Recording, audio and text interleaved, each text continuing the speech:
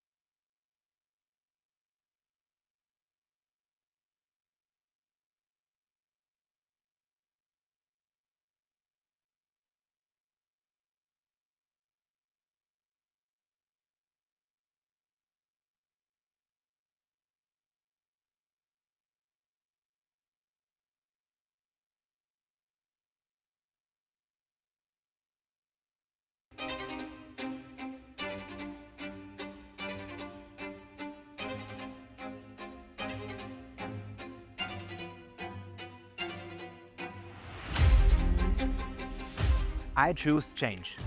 For too long, politics had just one obsession: protecting its own power. The system was so much focused on its own survival, it forgot to look in the mirror and ask itself, what do we have to change? But our generation is done with that. While others stay comfortable, we are building a movement that refuses to settle for the good enough. We choose progress. I choose freedom.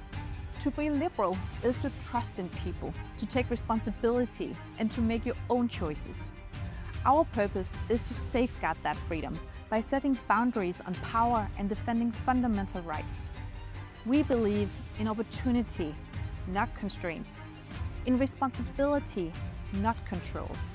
And we believe in hope and principles, not fear and populism. We choose hope. I choose courage. Liberal politics isn't about playing it safe or splitting the difference. It's about having the courage to stand for something. In Belgium, we are showing that liberal parties can be bold and can win. While some choose caution or protectionism, we choose the proven path: open societies and economic freedom. We choose prosperity. I choose security in Estonia. We don't talk about freedom the way others do. We know what life looks like without it. Deportations, destruction, oppression. When we invest in defense, when we meet our commitments, and when we ask our allies to do the same, then that isn't just a bold gesture. It's the obvious thing to do. We choose unity. I choose transparency. Some would divide Europe between East and West, old and new. But I know different. We fought to show that politics can serve the people, not the powerful. And that has defined my political life. Breaking the grip of corruption, building institutions that work, and creating a government that answers to citizens. We choose trust. I choose Europe. In my country, Europe represents hope, the promise of a better future, the rule of law and peace. While some have become complacent, we fight every day to join in. That's the choice that brought me into politics, to bring my country home to Europe.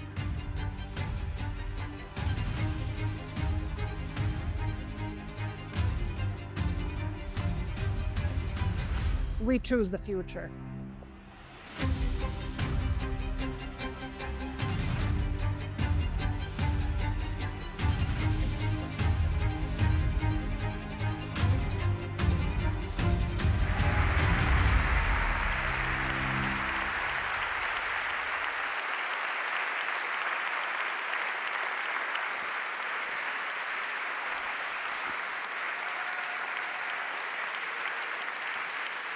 Dear friends, welcome to Vienna.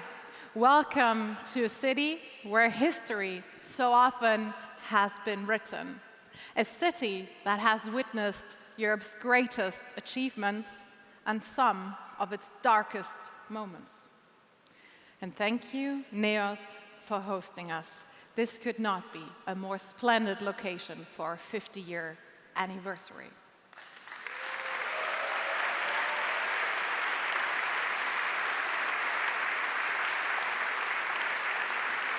Dear friends, this weekend we are celebrating that we are liberalizing Europe since 1976, as Limek would call it.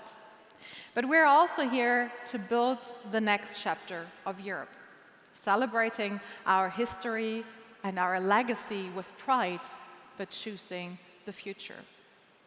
And I'm very happy that we have so many former ALDE presidents with us. Thank you for joining us, Annemie Nates, Werner Hoyer, Timmy Dooley, Ilhan Küçük, Graham Watson, and Guy Verhofstadt. Welcome.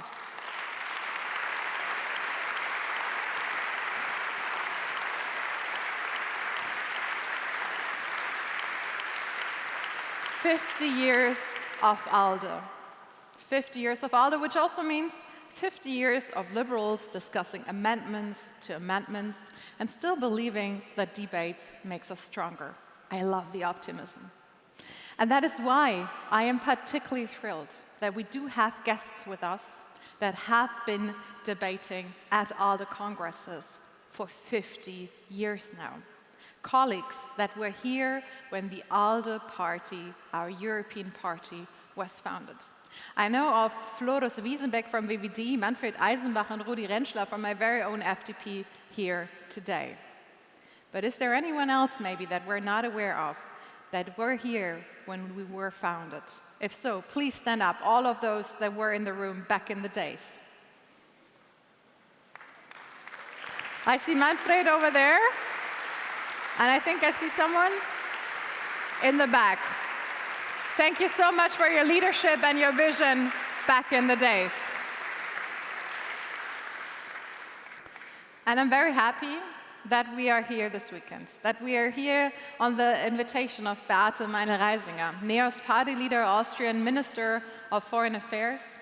We'll also have tomorrow with us Krista Micheál, the Prime Minister of Estonia. We have Valérie Hayer with us, the President of our group in the European Parliament.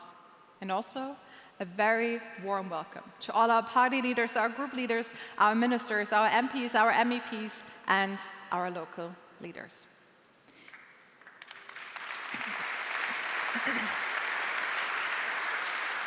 And welcome to all of our liberal partners from the family, Limek, Renew Europe, ALDE, PAS, Committee of the Region, ELF, and Liberal International. Dear friends, we meet at a moment that will define our future for generations. Europe is too often described as a continent in decline.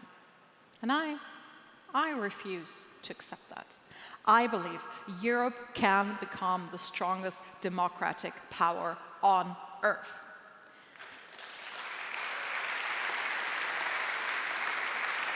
Because 50 years ago, liberals understood something that is still true today. Europe's future is never something that simply happens to us. It is something we choose. And 50 years ago, liberals made a bold choice. That freedom is stronger than fear, that openness beats isolation, and today, that choice matters more than ever, because the world will not wait for Europe. Artificial intelligence is transforming our economies, authoritarian regimes are challenging democracies, and war has returned to our continent. The question certainly is no longer whether the world is changing. The question is whether Europe is finally ready to lead that change. And I believe we are.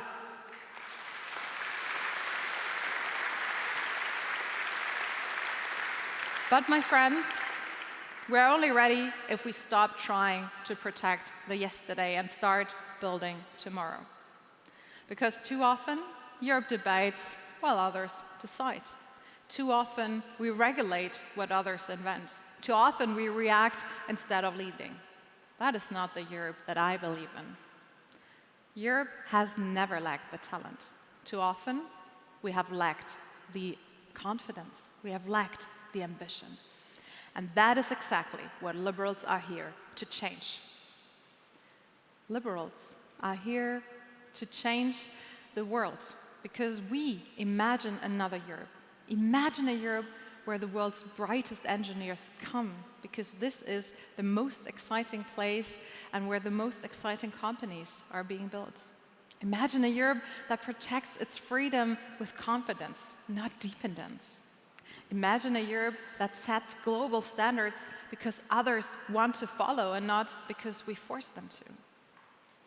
What we need now is the confidence to match our potential. And that is what liberals stand for. We don't believe the future is created by more bureaucracy. We believe it is created by people. By entrepreneurs being willing to take risks, by researchers making breakthroughs, by workers building the industries of tomorrow, and by citizens who are trusted to shape their own lives. That is why liberal reform matter, and they matter for you. Choosing the future is not about making empty promises. It is about having the courage to reform. People sometimes ask me if liberal ideas still matter today, if they're needed today, if liberal solutions still work. In my opinion, there's just one answer. Yes, of course, they do. Wherever liberals lead, things just get done. And you don't have to take my word for it. Look at Estonia, huh? Look, it's a country that chose digitalization instead of bureaucracy. I hear the Estonians over there. Innovation instead of bureaucracy, innovation instead of complacency. And today, the Estonians are one of the most advanced digital societies in the world because of liberals in Estonia.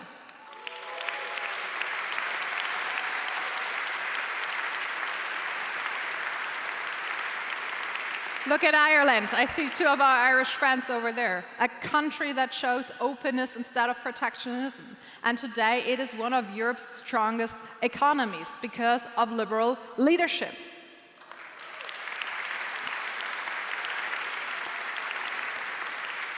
Look at the Netherlands, and it's not just the latest electoral victory.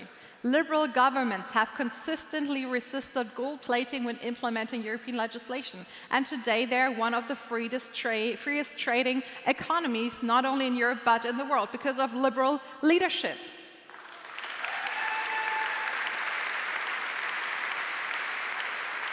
And look at our friends in Ukraine. I see them over there. Reform has not stopped in times of war. Liberal leadership has accelerated digitalization and innovation and built resilience, and all that while defending Ukraine's and Europe's freedom. And these are only the countries with liberal prime ministers.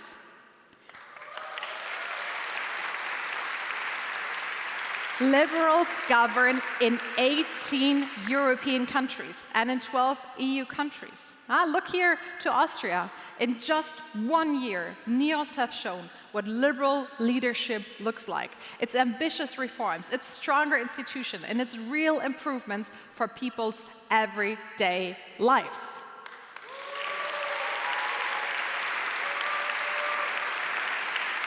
And that, my friends, that is the liberal story. When liberals lead, reforms get done.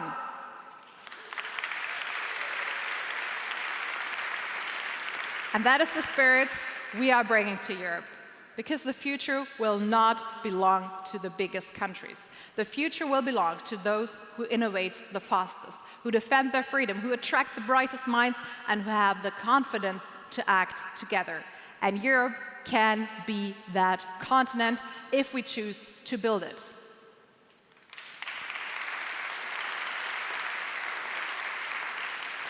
As we're celebrating 50 years, I want us to think about those that came before us, those that built today's Europe. They did not believe decline was inevitable.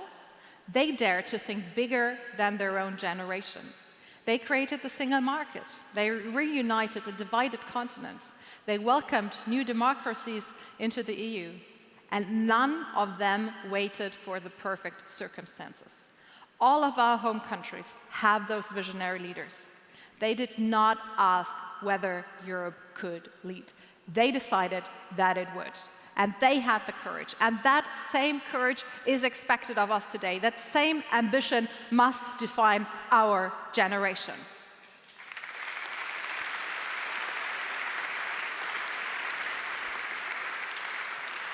But for too many years, Europe has defined itself by reacting. Reacting to crisis, to wars, to technologies being invented elsewhere. That cannot be the future story of our continent. The next 50 years must be different.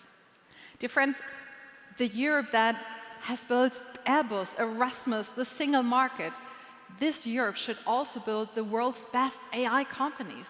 We should build the clean industries of tomorrow. We should build the strongest democratic alliance on earth, and we should build peace through strength. We must be ambitious. We must be ambitious to build a true superpower Europe. And I know some people feel uncomfortable when I speak about Europe becoming a superpower. I am not. I want Europe to become a superpower because I believe freedom deserves leadership. Because in today's world, if democracies do not shape the futures, others will. And Europe should never apologize for wanting to lead for prosperity, democracy, and freedom.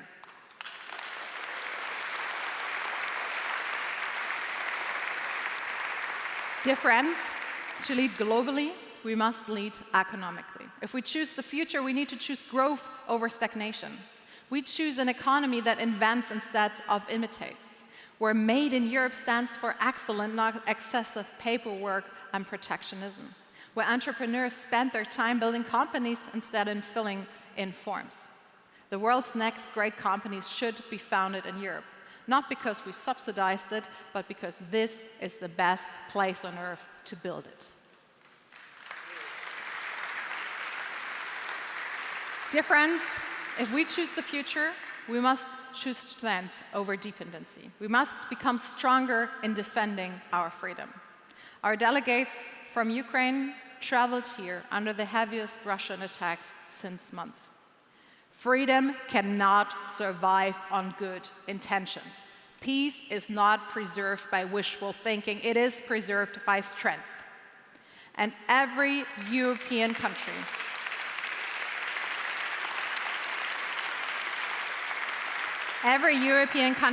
must do more to ensure that Ukraine wins this war against the Russian aggressor.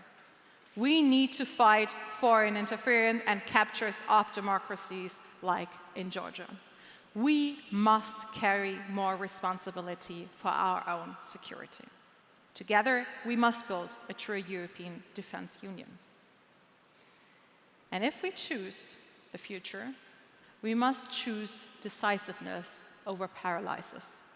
In a world moving at the speed of crisis, Europe cannot make decisions at the speed of unanimity. We need institutional reforms. We liberals choose a Europe that speaks with one voice.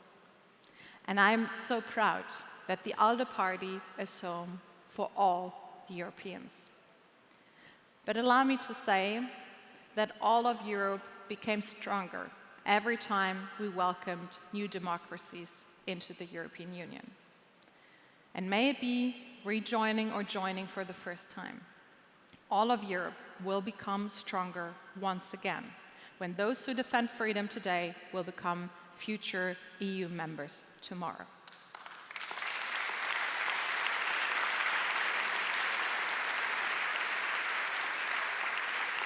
Because we need a Europe that acts faster, decides faster, and delivers faster. A Europe that leads with confidence, whether it is trade, technology, security, or enlargement. Not because we seek dominance, but because the world needs democratic leadership. The biggest risk for Europe is not that others move too fast. It is that we hesitate while the rest of the world moves on. Dear friends, Europe is not just a market or institutions or a continent. Europe is the promise that where you are born, does not determine how far you can go. Every generation had to defend and renew that promise. Because when we talk about our European future, we're actually talking about a young entrepreneur wondering whether to build their company in Berlin or Boston. We're talking about a Ukrainian family wondering whether they will sleep in peace tonight. We're talking about a student wondering if the jobs of tomorrow will exist here or if they have to go somewhere else. We're talking about a grandmother that worries if her granddaughter will still have the rights she once fought for. That is what this is all about.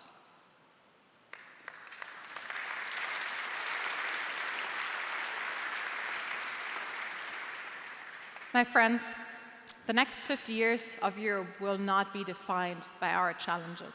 They will be defined by whether we have the confidence to lead. 50 years ago, liberals choose Europe's future. 50 years from now, another generation of liberals will gather like we do here today. And they will look back at this generation. And being a studied historian, I can't help but wonder, what will they say about us? That we managed to climb, or that we had the courage to build Europe's next chapter? That is the question I'm asking you today. I know what I choose. I choose freedom over fear, confidence over decline, reform over complacency, and Europe over nationalism.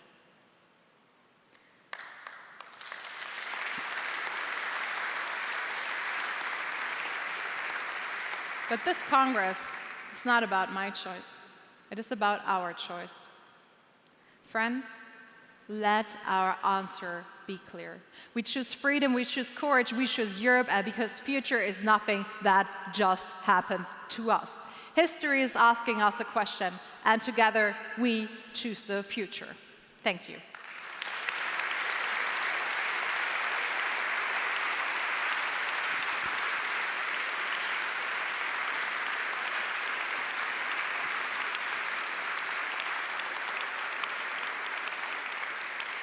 Dear friends, it is a great honor to officially open the 46th Congress of ALDE, our 50-year anniversary Congress here in Vienna.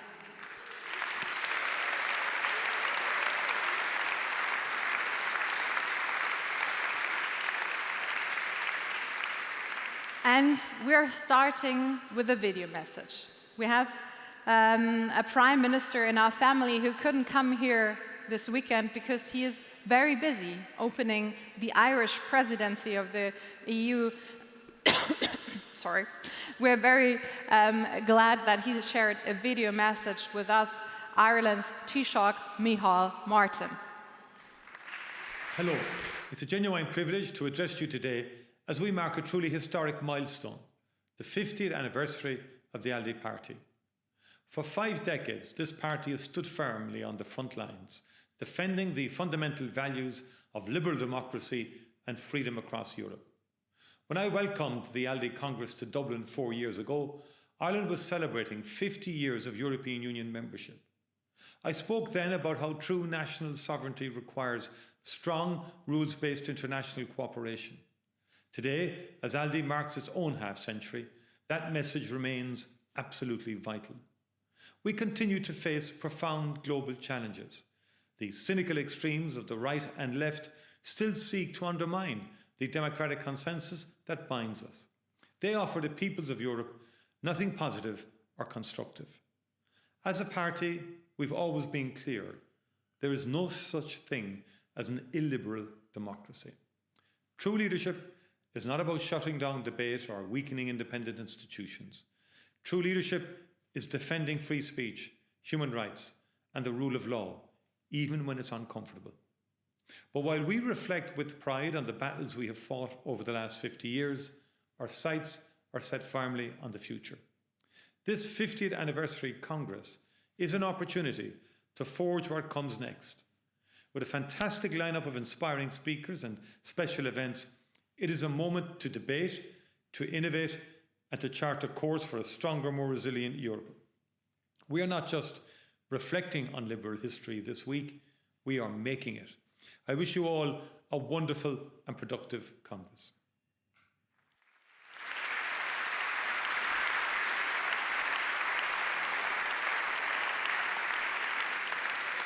What an amazing opportunity that Irish Liberals can lead the EU Council in this important times. And we wish the best of luck to our Irish friends on this endeavor.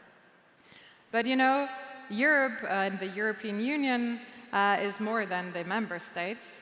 And I'm saying that particularly as a member of the European Parliament, which, as we all know, is the most powerful legislator, not the member states. And it is a real honor for me to welcome the president of the Liberal group in the European Parliament, Renew Europe, here with us today, Valérie Hayer. Come on the stage, my friend.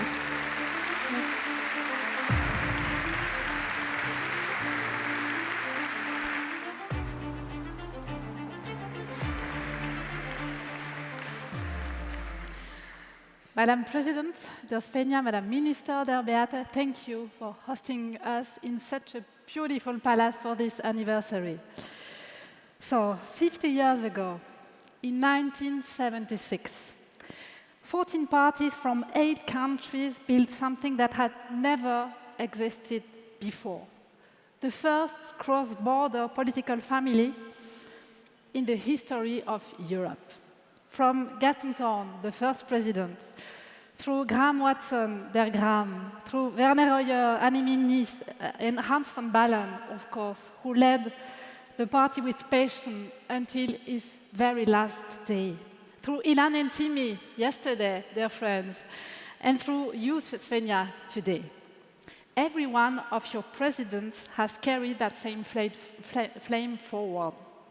And today, that family includes Volodymyr Zelensky's own party, Servant of the People, whose leader, Alexander Kornienko, dear Alexander, is with us today. Indeed, thank you for making the trip to Vienna.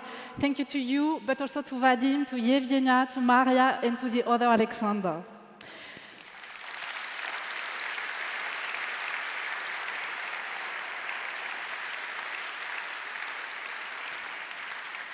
There is no better, no more fitting home for you than ALDE and Renew Europe. Because what is liberalism if not standing with the people who refuse to be erased? Our family does not just talk about freedom. We stand with those who are dying for it. Ukrainians are fighting every single day for 4 years now, for their land and for their homes, but also for our liberty. And you deserve indeed applause and our infinite consideration for that.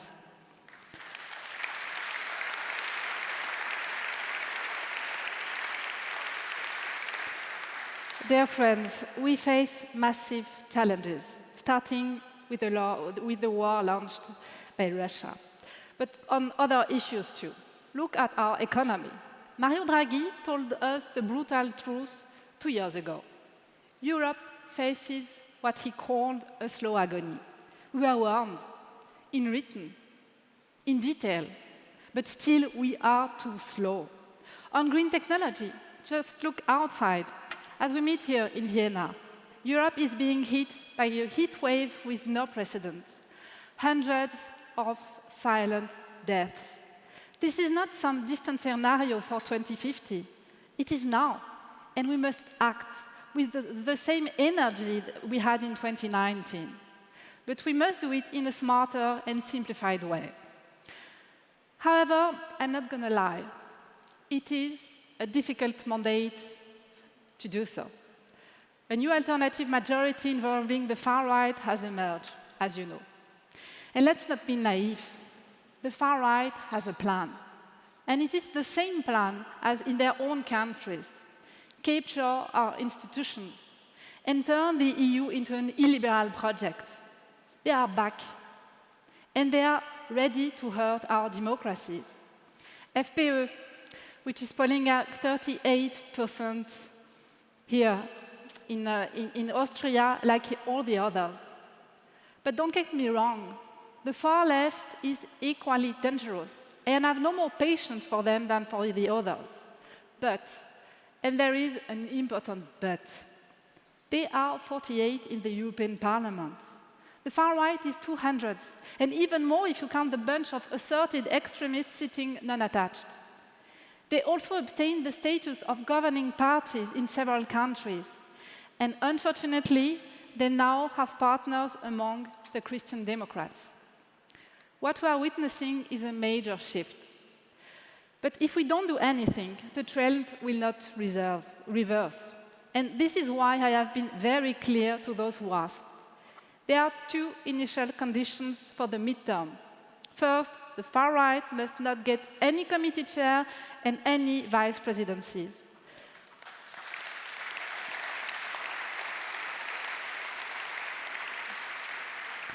Second, I want to be closer to you. Second, we need a president of parliament who truly makes the formal centrist coalition work.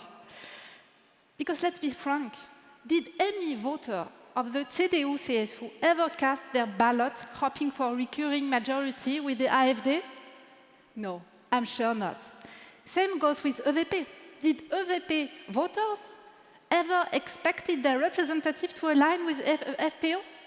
I'm sure not. Their expectations have been betrayed. However, I'm also here to say that there is no fatality to this. We can still beat them. Liberals in the Netherlands did it. Mark Carney in Canada did it. So yes, friends, we can do it. We can do it.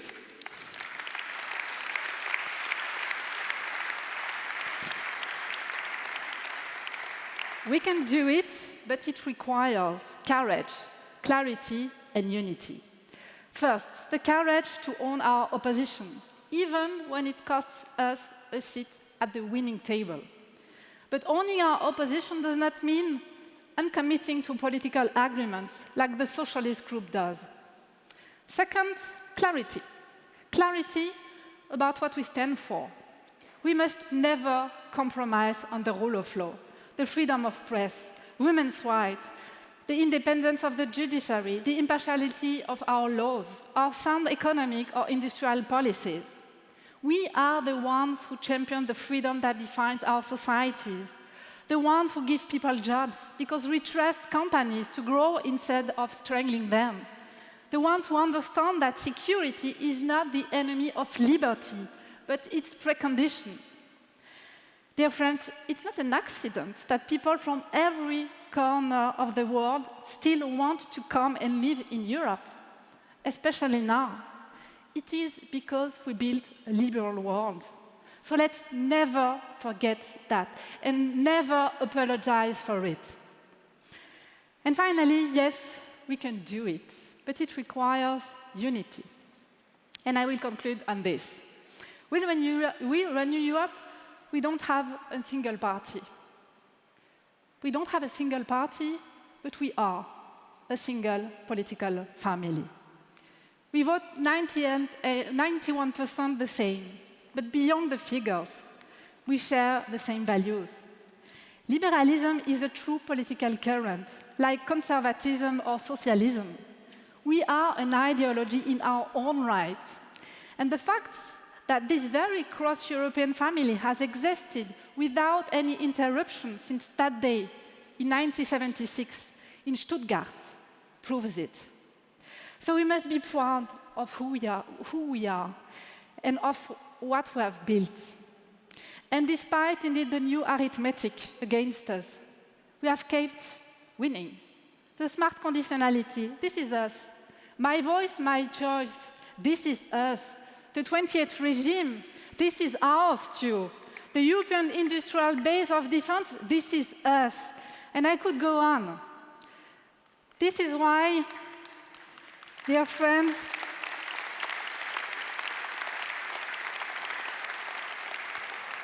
this is why the next 3 years will be essential. They will be the years when we prepare the next European elections by building one effective platform with a single voice. They will be the years to attract new MEPs and parties, as we have already begun to do.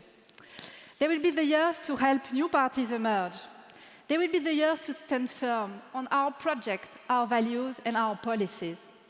And I'm happy that we will do that together with you, Svenja, so that we can back even stronger, drive the majorities of tomorrow again, and put our Europe back on its natural liberal path, like the mothers and fathers of the ALDE Party would expect us to do. Thank you, and happy birthday.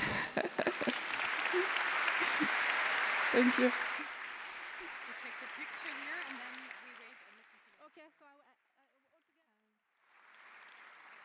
Yeah, after Beate's speech as well. Okay. So where do you want me to go? I see. Okay. Well, thank you so much, Valérie. It's so lovely that you are here with us today. And actually, I don't know who says that there are too many women in politics, because that certainly is not the case here today. Actually, we're not managing the gender balance in the opening today, because it is my great honor to welcome on the stage the next speaker, a woman that, if I may say so, for me has been a role model in politics, and I can imagine for many others as well, particularly for young women in politics. I'm of course talking about the chair of our host party, NEOS, the woman who led NEOS into government, the Minister of Foreign Affairs of Austria, and the leader of NEOS. Please welcome on stage Beate Meinl-Reisinger.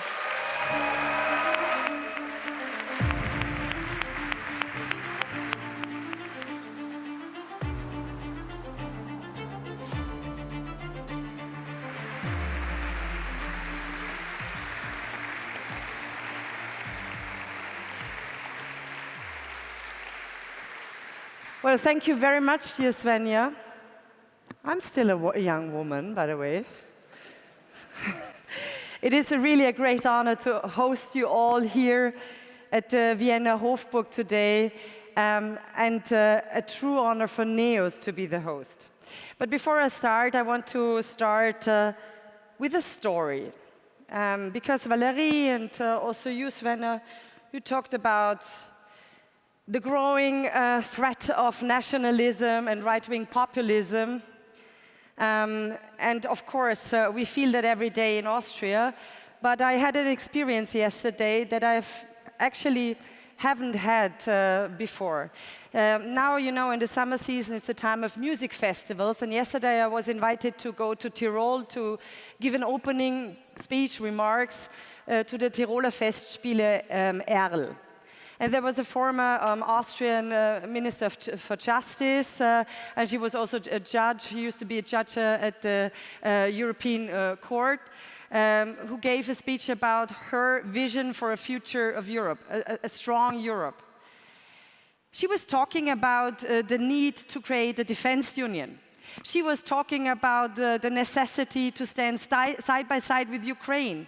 And she was talking about the necessity to find partners for all the world to build free trade zones. And suddenly, people started shouting, "Stop it! Stop it!" I never experienced that before.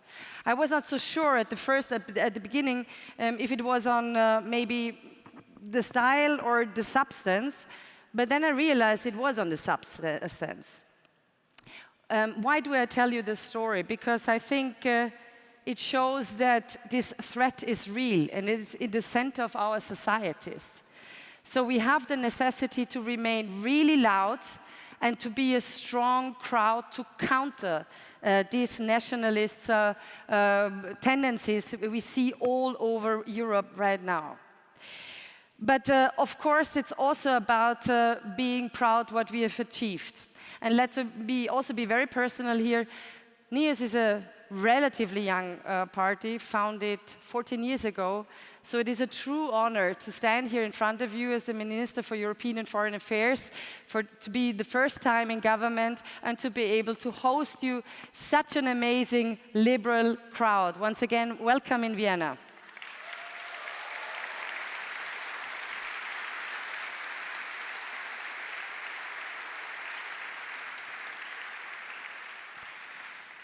Svenja, you already talked about it. We make a difference. We know how to make a difference. We know that if we move forward with reforms, we can deliver to our people and we can show some optimism and confidence to the future. You talked about the achievements in Estonia. You talked about the achievements when it comes to digitalization, the achievements in Ireland when strengthening the economy. You talked about the Netherlands being a very strong economy itself, and of course, a very strong economy in Europe. And of course, thank you very much, you talked about Austria. We are really happy and proud to be a part of government, and to be really frank, this government and also the deliveries of this government would be quite different if NEOS was not part of it. We are able to deliver reforms that are so desperately needed, like, for example, in the educational system. And now I see our Minister for Education, Christoph Wiederkehr, here. It's amazing what you do, and let me say this also as a mother of 3 school kids. And by the way, this is the last day of the school, so happy holidays to everybody who has kids nowadays. It's amazing what you do, Christoph, really.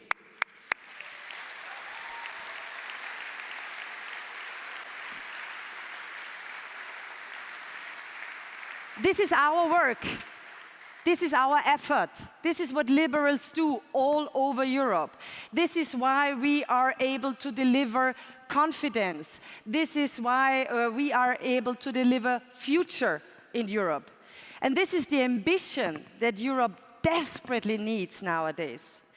Let us not sugarcoat it. We truly live in turbulent times. Times in which Europe faces immense challenges.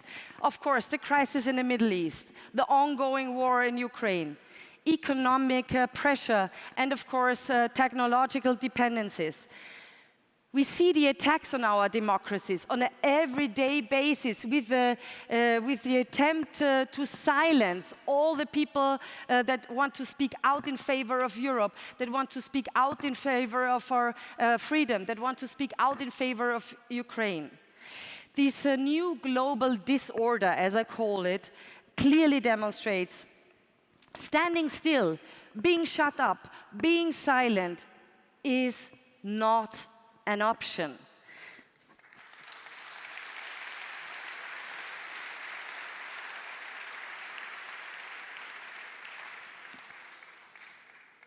Of course, we have to do our homework in Europe. When it comes to competitiveness, when it comes to growth, when it comes to autonomy, when it comes to technology, when it comes to renewable energy. We have to become faster and, of course, more advanced in a lot of areas. But we need determination. Last week, I traveled to China. I had we celebrated 55 years of diplomatic relations between Austria and China, and I had a dinner in this guest house in Beijing, in an amazing room. And you would sit there and have dinner and look at a pond, and it looked like Monet painting that you see. Very harmonic, but the harmony is not there, actually.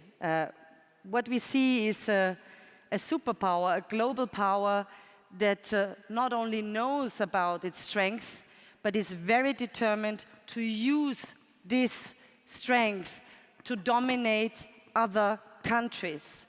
So we need the same determination. We need this determination to build upon our values, our democracies, and of course, our economies. It's about finding our own strength, our confidence, and of course, determination. I'm very convinced, as you said it, Svenja, the European Union has the potential to become a real global player. And if we do not believe it ourselves, take the words of Mark Carney, the Canadian Prime Minister. He said, the next world order will be built out of Europe. And by the way, he said, and Canada will be a part of this effort.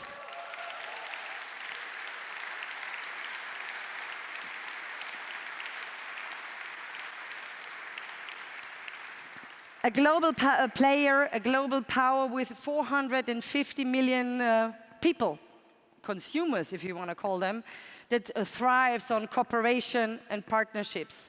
And to make that happen, we have to become faster, we have to become stronger, and we have to become capable of effective action. This week, it took us in the European Union 4 days to get an EU 27 statement on Lebanon. This is not fast enough. If we don't speak faster and with one voice, Europe will not at all. If we don't new partnerships, if we don't continue to push enlargement, others will take our place.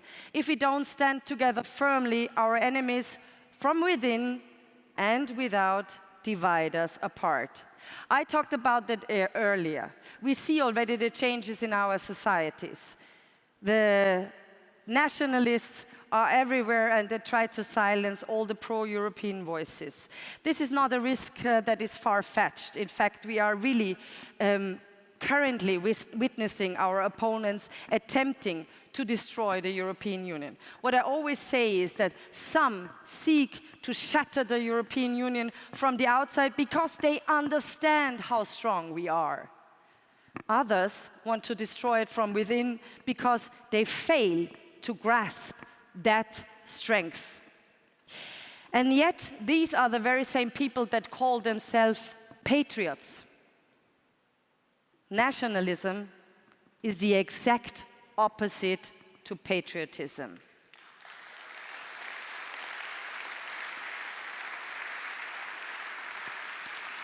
But I want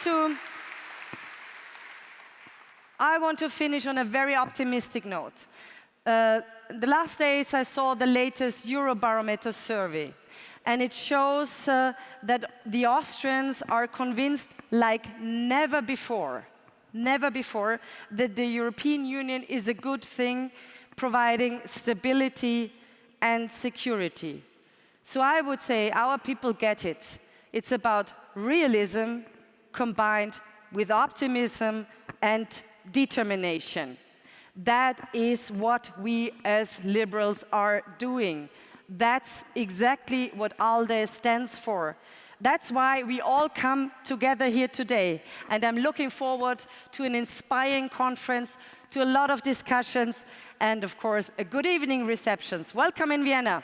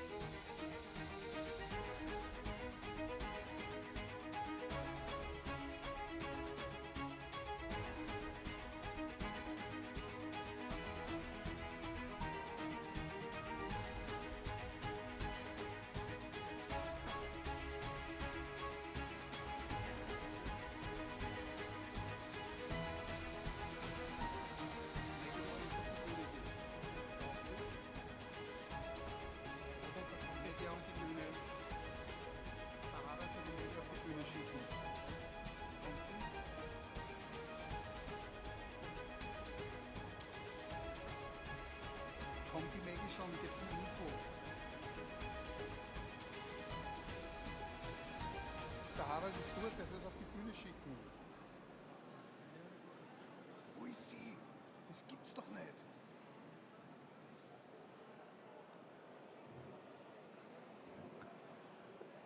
Ladies and gentlemen, please give a warm round of applause for your host, Maggie Childs.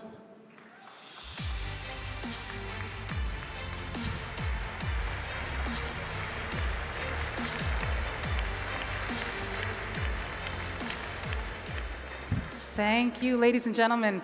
What a welcome, and what some wonderful, inspiring words we've heard from those powerful, powerful personalities. Good afternoon, liberals. So I'm Maggie Childs, and I have the best job in the building for the next 2 days because I get to be your guide through all the celebratory parts of this whole Congress. In fact, I'm an entrepreneur. I live here in Vienna, here in the heart of Europe, and I've lived here for almost 30 years. I watch the European Union shape around us, and I am proud and honored to witness the next steps being taken here and choices being made by the people in this room. 50 years ago, we heard a little bit about it, a small group of Europeans did something quietly radical, and they decided that liberals across the continent would stop working alone and start working together. That was 1976, and that decision became a movement.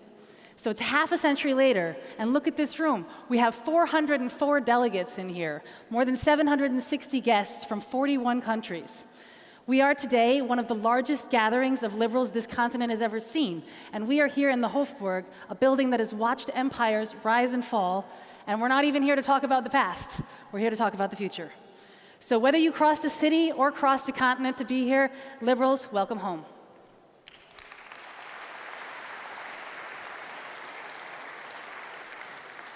Today, we're not going to begin with a speech. We just heard a few, but we're going to begin with a reminder of exactly what's at stake and who's paying for it.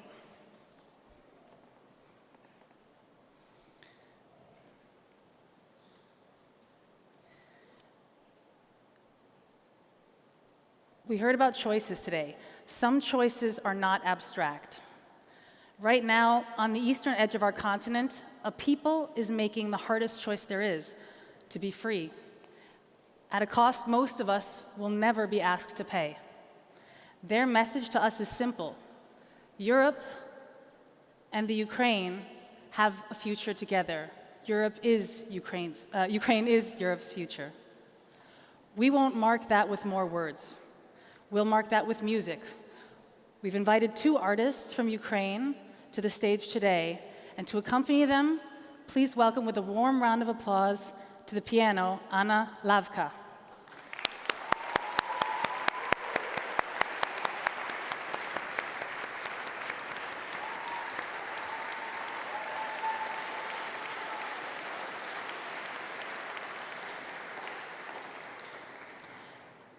And alongside her, the advisor to the Commissioner for Human Rights of the Ukrainian Parliament, and our first voice today, Alex Luna.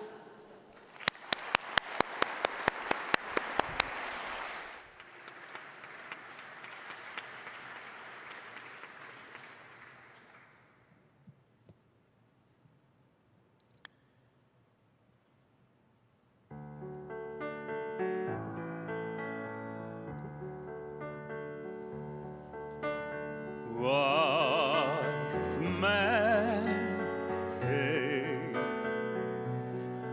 only fools rush in, but I can't help falling in love with you. Shall I stay? Would it be a sin? But I can't help falling in love with you. Like a river flows surely to the sea, darling, so it goes. Something I would it be. Take my hand,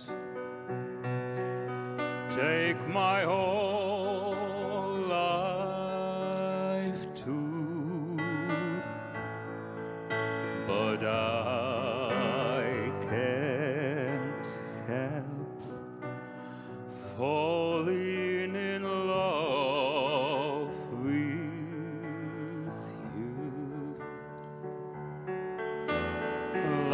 like a river flows surely to the sea.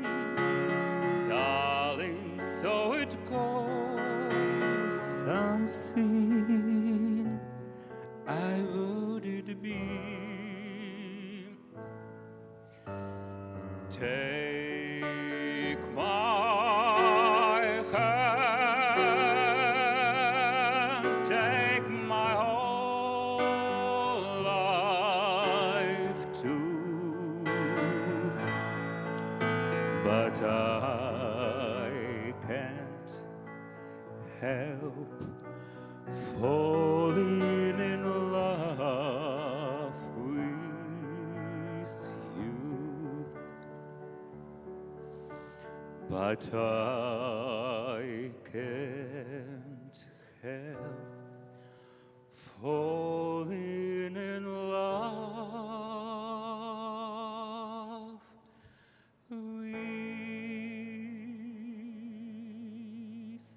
you.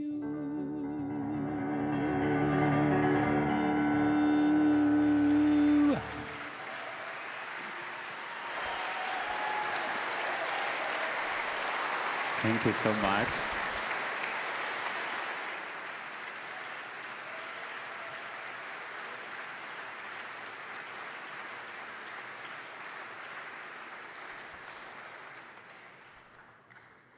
Guten Abend, everyone. I'm not first time on ALDE events, and I know ALDE is not its only political power, it's family. Thank you, your family, for hospitality. Hospitality not only for me, for everyone in Ukraine.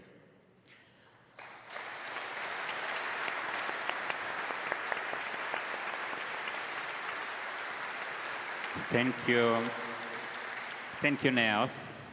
Thank you, ALDE. Herzlichen Dank, meine liebe Svenja Hahn.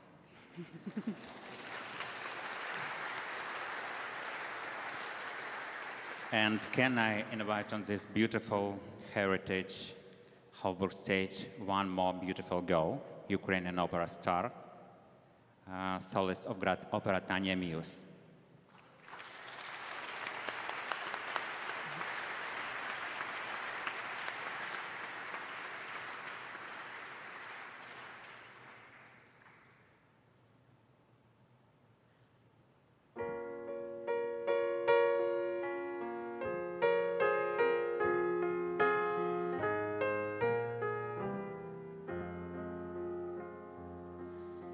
Чом ти не прийшов, як місяць зійшов, я тебе чекала. Чи коня не мав, чи стежки не знав, мати не пускала. Чи коня не мав, чи стежки не знав, мати не пускала. І коня я мав, і стежку я знав, і мати пускала. Молодша сестра бодай не зросла, сідельце сховала. Молодша сестра бодай не зросла, сідельце сховала. Тече річка невеличка, схочу перескочу. Віддай же мене, моя матінко, за кого я схочу. Віддай же мене, моя матінко,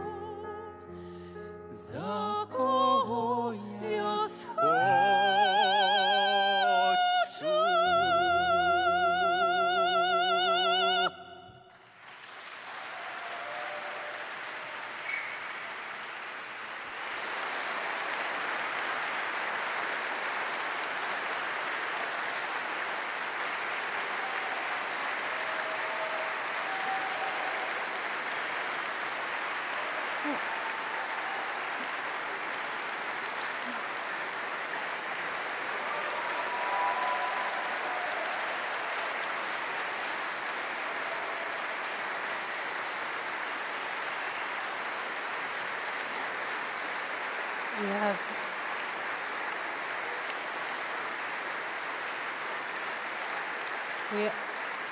ladies and gentlemen, we have a final treat for you, one more duet that you might know. It's called Lippenschweigen.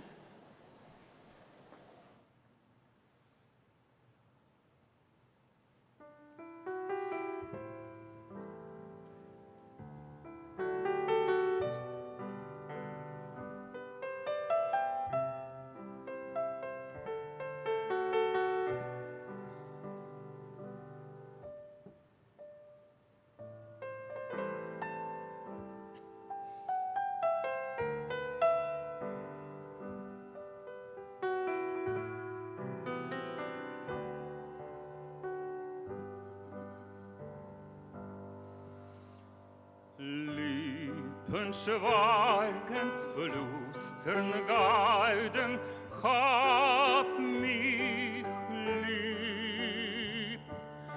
All die Schritte sagen bitte, hab mich lieb. Ja, der Druck der Hände deutlich mir's bestrieb.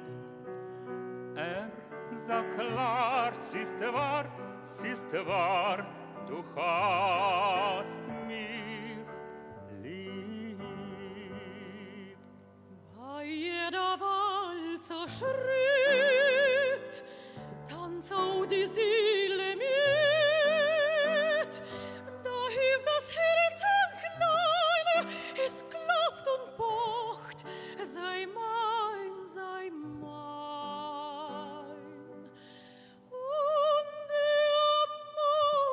Spricht keine Wort, doch tät es fort und immerfort. Ich habe dich ja so lieb, ich hab dich lieb.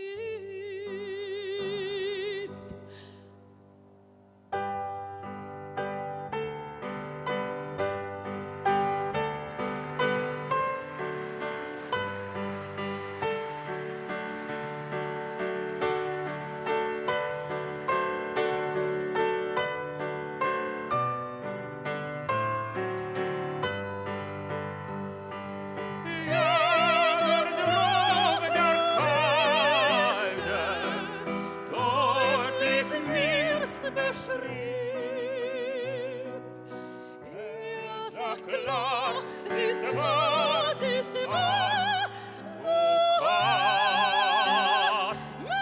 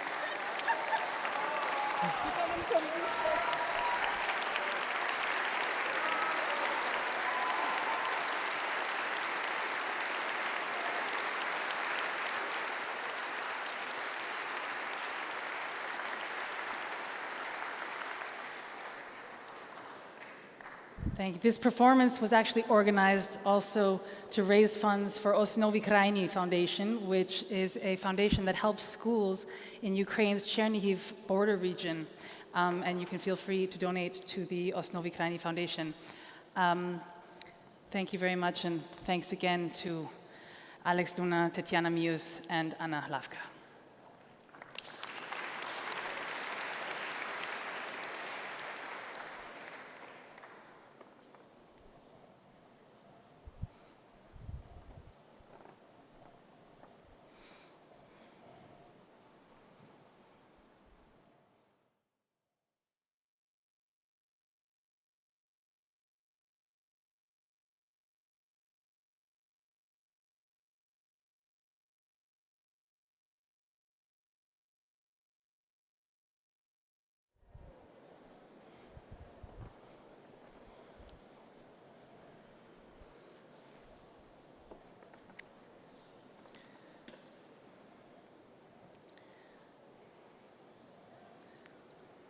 Stay with me for a moment, everybody. Just for a moment. Stay. Everything we've spoken about tonight, 50 years of it, it came down to choices. Small ones, a vote, a signature, a person deciding to stand up when it was easier to keep their seat. On its own, each of those choices is a single point of light. It's easy to miss, easy to put out. But together, I'm going to ask you to join me and do one thing. Take out your phone and turn on the light. And hold it up like this.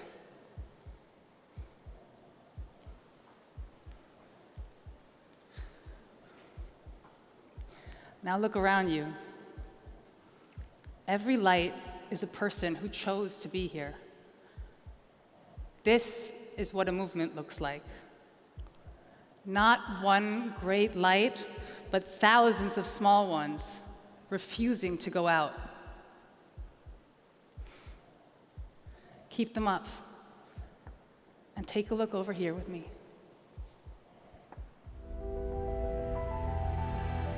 For 50 years, liberals have shown what happens when politics is powered by freedom, courage, and the belief that Europe can always become something greater. We've expanded liberties, strengthened democracy, and unleashed prosperity. We've opened space for leaders, too often pushed aside, women claiming their place, young people shaping the agenda, and citizens who expect politics to build, solve, and create, not distract or divide. Today, Europe stands at a crossroads, tested by global conflict, squeezed by economic pressures, and held back by those who would rather shrink our future than shape it. Europeans feel ignored, taken for granted, talked down to. Too many are told to limit their expectations, accept decline, and fear tomorrow. We say, F that. Our conviction is simple. A liberal Europe isn't defined by the limits others try to impose, but by the possibilities we build together. While others choose retreat, blame, and division, we choose renewal, creation, and pride in a shared European future. While some choose to make Europe smaller, poorer, and divided, we choose a globally powerful Europe, confident, united, and world-leading. While some try to decide what everyone else can say, think, or do, we choose a Europe of opportunity and prosperity for all. As Europeans demand real solutions to everyday problems, some choose to gaslight, distract, or make excuses. But when Europe faces uncertainty or pressure, liberals don't retreat. We act. We raise our ambitions. And we build a place for every European to call a home. Wealth that is shared by everyone, and a Europe that is cleaner, more secure, and better off for the next generation. Our 50th year isn't a moment for complacency or to trade ambition for the status quo. It's an acceleration, because we know there is greatness behind us, but even greater things ahead. We're putting people back into the centre of politics and championing leaders who listen as well as act, who deliver practical solutions that improve daily life, who step into ordinary Europeans' everyday struggles and meet them with courage and optimism. At 50 years, liberals have bigger ideas than ever, braver leadership, and the determination to build a Europe worthy of its people. We are the positive force for the future. Hope over fear. Action over anger. unity over division. We choose the future.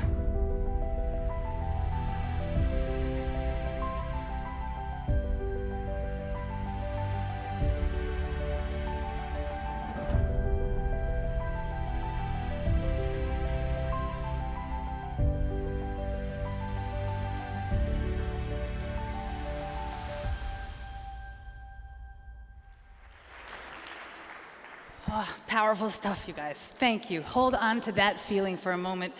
That was the last 50 years, and now we look to the next 50. And that begins with the people who we are asking to lead this party forward. And this is, in fact, the part of the event where I'm going to ask the people from the media to please take your leave. We will now be going on without you. The faster you go, the faster I can continue. Thank you. In a moment, right here, up on this here stage, our Bureau candidates debate. The candidate for president and the 8 candidates for vice president, each will make their case to you. And you'll notice the stage is changing behind me. You're just going to have to bear with me for a few seconds here. And the next chapter will begin on this stage right here in just a few minutes. And you're about to meet the people that are going to argue their reasons for why they should take the party forward. So I'd like to ask you for your help, briefly. The app that you all got at the beginning when you registered, please open up that app. And we need you to do a test election, because it's a test of whether the app works and we can actually do this election. So it's very, very helpful if you all take out your app and use the test election tool to create a vote, just so that we can test whether the app works. And while you're doing that, if you have any issues at all, please contact the representative from Universum. Where is the Universum representative in the audience? Wave, jump up and down, please. In the back by the technicians, as far as I can tell. In any case, anyone who's having trouble with the app, please let us know. In a few moments, we will be moving right forward into the debate. Yes.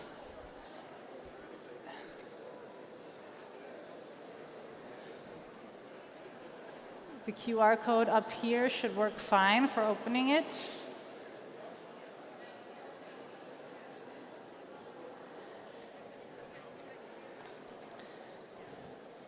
I think we are ready to move forward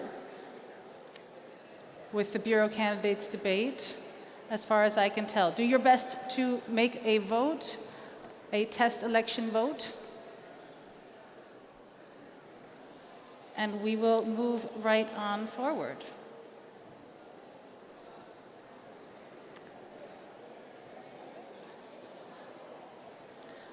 All right.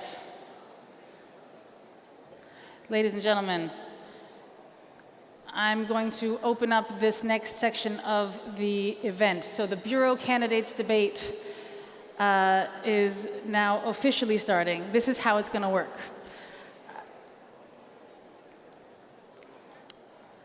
I'm going to hold everyone to an equal amount of time, so it's very important. Each candidate for vice president has 3 minutes, and our candidate for president has 10.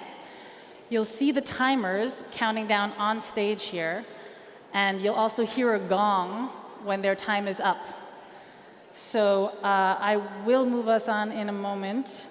And also, during this whole time, whenever the gong goes, I will move on. It doesn't matter how inspiring and amazing it is what they're saying in that moment. We're going to move on because we're going to be fair about this. So without further ado, and before we get to the vice presidential candidates, I'd like to invite our presidential candidate to the stage. So please put your hands together, again, for Svenja Hahn.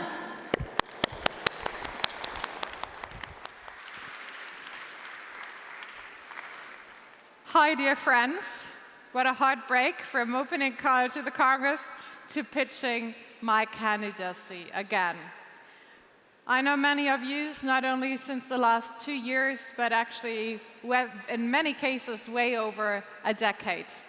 You know me from my time in Limerick and my time in the European Parliament as a vice president of ELF of ALDE, or as the president of ALDE, or maybe because we just had a drink together at a bar at an event somewhere in Europe.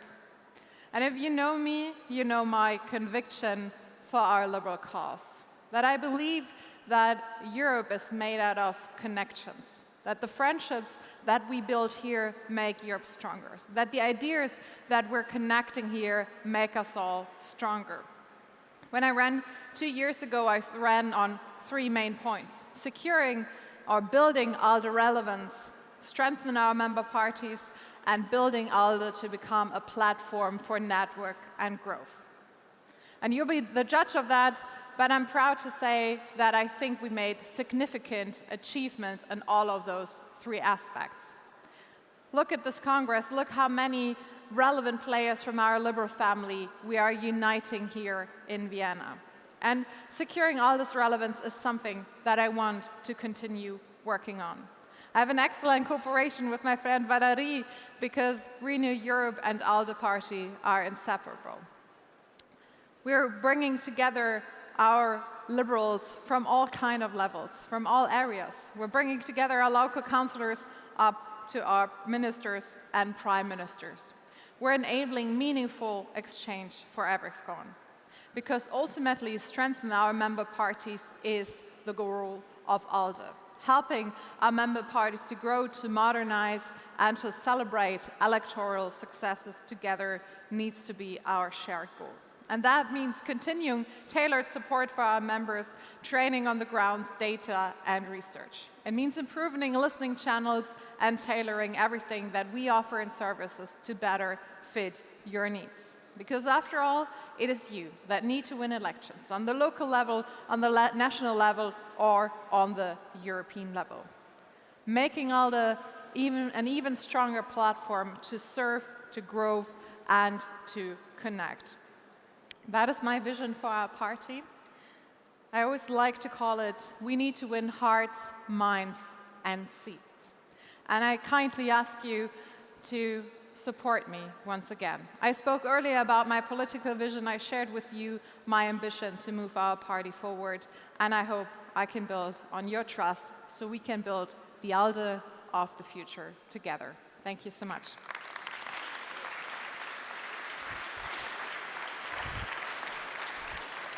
Thank you, Svenja. We have now the opportunity for you in the audience to ask questions, and Svenja has to answer them. So here's your chance, everyone. We have microphones out here in the audience, which you are free to get up and use. Ladies and gentlemen, I see somebody already coming up to the stage. There's a question. Yes, please, come up to the microphone.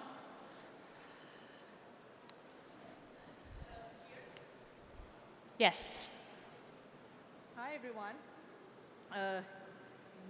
No one expected someone to talk, right? Okay. So, my name is Diana.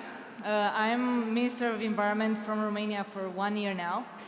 I don't want to run for your position.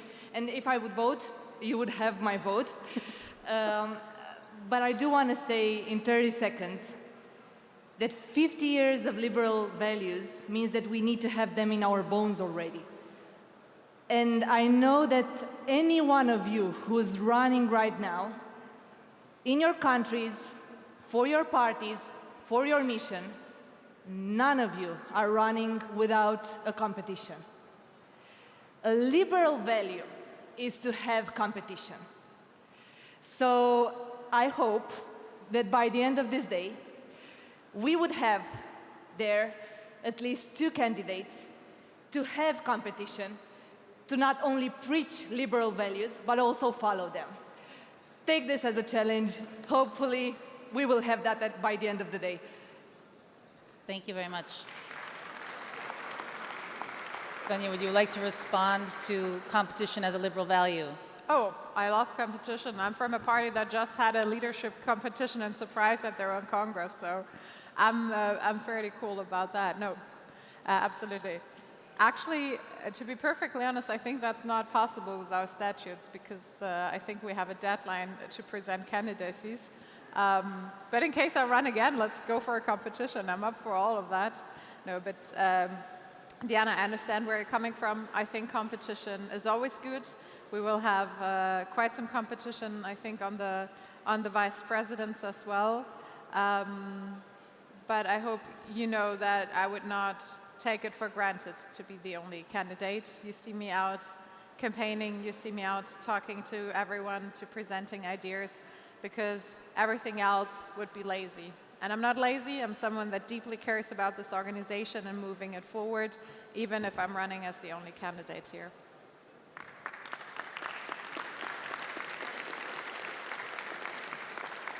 I see some enthusiastic claps. Do we have another question from the audience?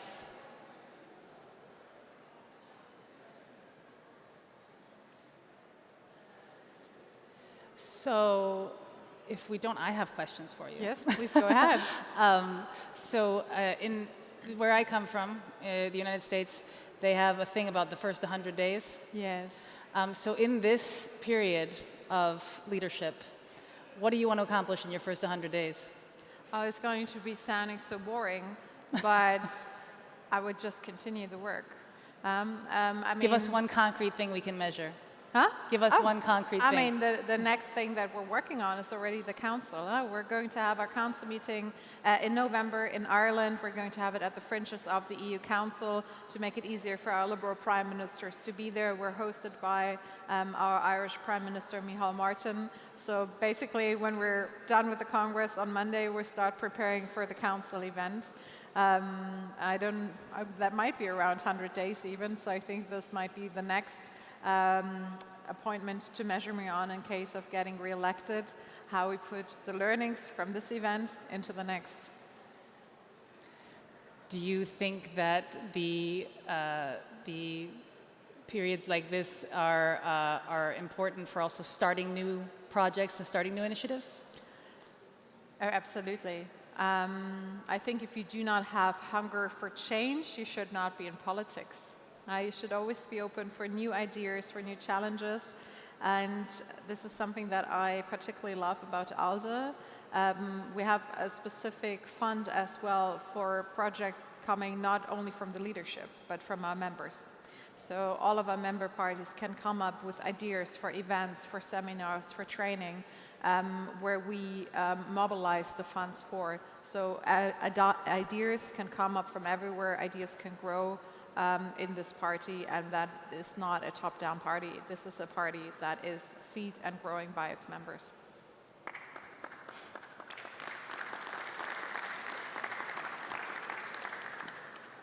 I still invite you, audience. I have plenty of questions, but I still invite you to come up.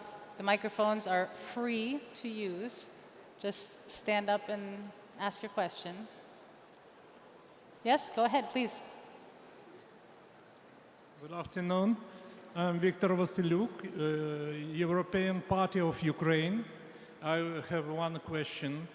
What is your position in the Nord Stream problem? Well, that is an easy thing for me to answer. As you might know, I'm German, and Germany was building Nord Stream 2. We were back in the days, when I was not an MEP back in the days, we were debating it at my party. What position should the Liberals take?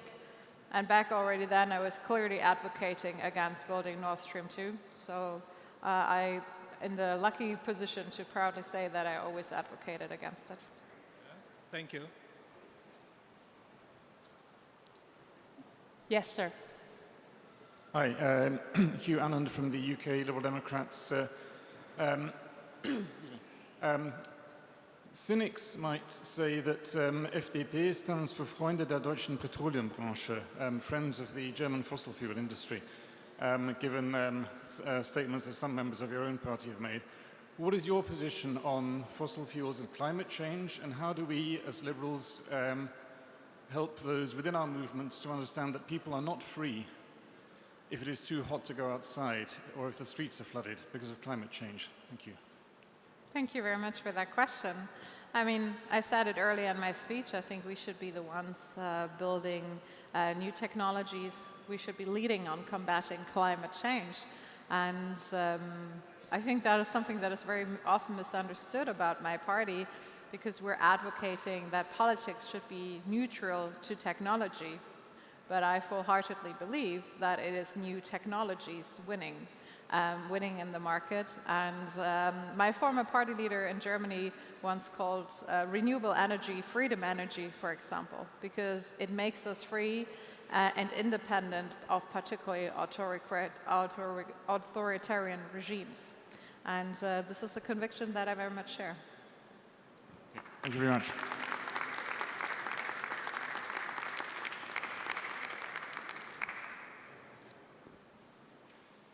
Ladies and gentlemen, if you have a question, please do just stand up. I can't. You know how they joke otherwise. this is like a hot seat, and it's actually a hot seat It's because quite the hot up lights here, are yeah. so warm. Be happy you're in the shade, everyone. So I have another question then, Yes. in that case.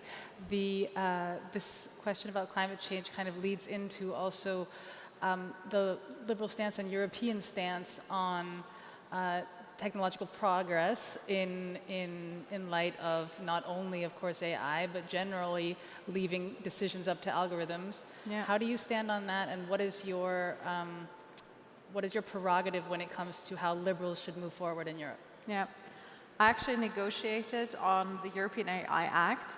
I did not vote in favor of it. I'm proud of many aspects that we managed to get in. I'm proud that we managed to protect citizens' rights to a very large extent. But I think there should have been more rules what states are allowed to do with this technology towards its citizens.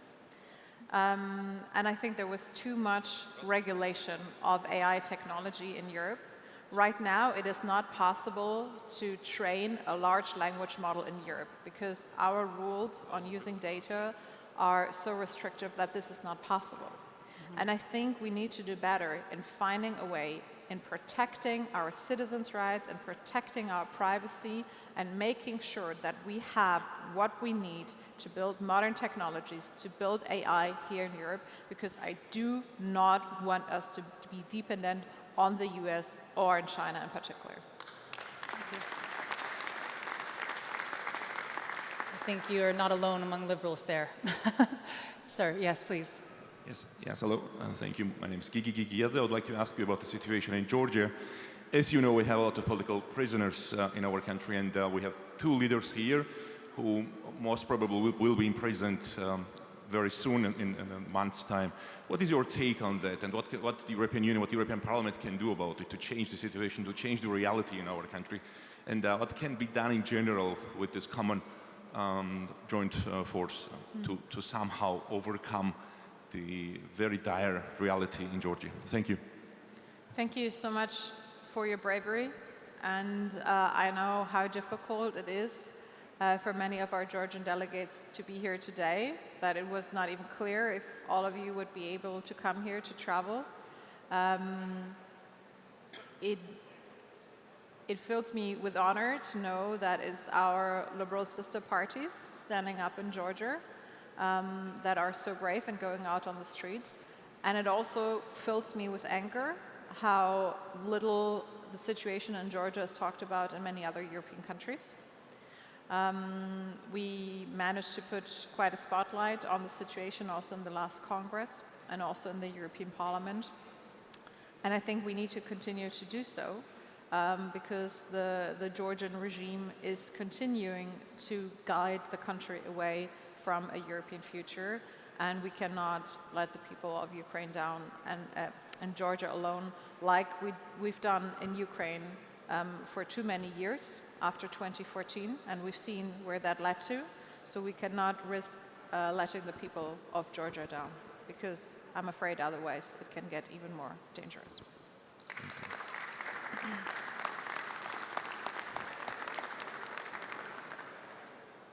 Last but not least, I'm going to ask you if there's one recommendation you can make to your fellow liberals on an inspiring talk you listened to, a book you read, something that you feel that leads us into the next 50 years of being a liberal in Europe. What would that be? Honestly, get outside of politics to get inspiration. Don't just go to political events. I know the weekends fill very quickly up with political events and debates. But if you go out to, normal events, maybe a concert, another debate on whatever is going on in your local region, we always need to constantly get an idea of what is going on, of what moves people. If we're only debating with ourselves, we're never going to be able to find real solution what actually bothers people. Thank you very much, Svenja. You're welcome. Thank you. So everyone, you have your presidential candidate. One last chance to ask a question, otherwise oh yes, here we go. Last question. Hi, Joy Camel from Limerick. I wanted to know, reflecting on your past term, what is something you're really proud of, and what is something you would like to change for your future term? I think there are a lot of things I'm very proud of. One thing that is personally very close to my heart is I'm an alumni of the Alliance of Her myself, of our female empowerment program. And when I started, we took a look how many of our member parties do have similar programs. And we noticed that not all of them have programs like that. So I said, okay, let's try to expand this. Let's help our member parties to build their own female empowerment programs. And we've managed the rollout to 6 member countries as well.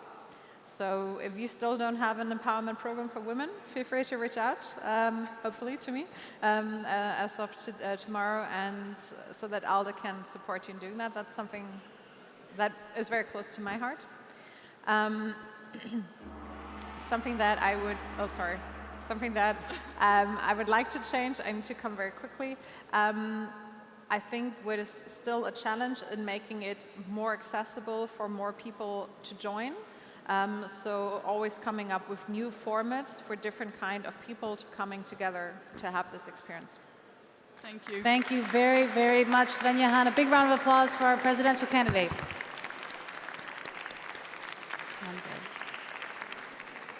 All right, ladies and gentlemen, we are now going to move on to your 8 candidates for vice president. I will call them out in alphabetical order. Please welcome them as they take their places. Joko Allender, Fatimazra Belhirsch, Rick Dems, Yevgenia Kravchuk, Yuni Ovaska, Lucia Plavakova, Julie Smith, and Georgi Vashadze.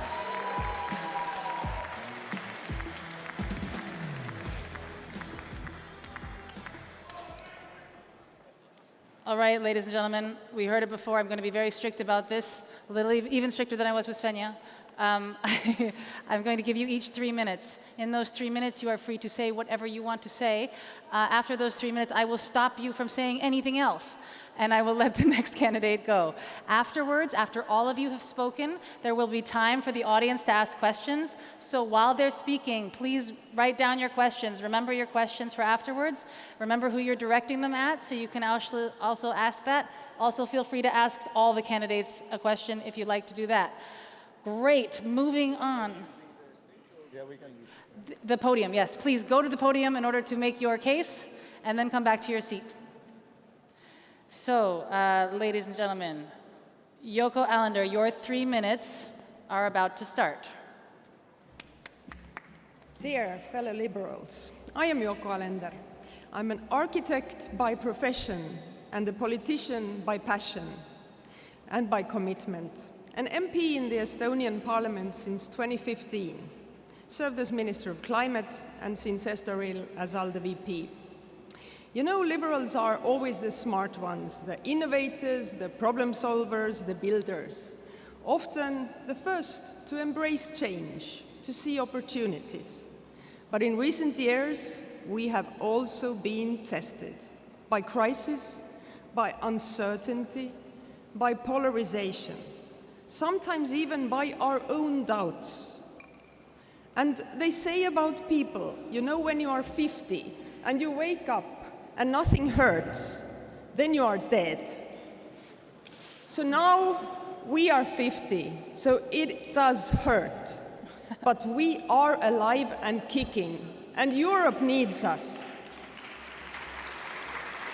And you have all, each and every one of you, made a decision. You have come here, and every day you have made a decision to not give in to these threats, to not give in to polarization, to not give in to hate, and to not give in to loneliness, but to wake up every day and to act together.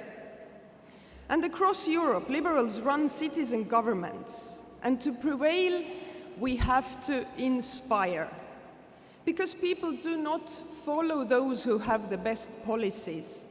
They follow those who believe in them and who really inspire. And winning this battle, we cannot do this at the price of becoming populists ourselves, because complex challenges will never be solved with simplistic answers. Our task is different. And I want ALDE to be more than a political family. It needs to be a community with skill-building experience, and each one of us becoming stronger, all of us become stronger. And liberals lead where it matters most. Mark Rutte, Kaja Kallas, Mark Carney, Rob Jetton. Think about this. Every single day, President Volodymyr Zelensky reminds the world that courage, freedom, and resilience are stronger than fear. And people do believe in freedom, in courage, in human dignity. And these leaders stand out because they lead with conviction. They lead with humility. They lead because they believe. So let us inspire Europe to believe, and let us lead together. Perfect timing. Thank you, Yoko. Fatima Zrabelhirch, it's your turn. Your 3 minutes start now. You will be up there, don't worry. Europe has brought us peace, progress, and prosperity. These achievements cannot be taken for granted. Europe, liberal democracies are under pressure from the outside and from within. Therefore, a strong ALDE matters. As liberals, we have the network, we have the ideas, and we have the people. Together, we can renew our commitment to a secure and free Europe, and to a Europe that provides hope and freedom for a better future for all our citizens. A stronger European liberal democracy is possible, and we liberals are the ones to build it. Vote for a free and united liberal Europe. Vote for Fatima Zahra.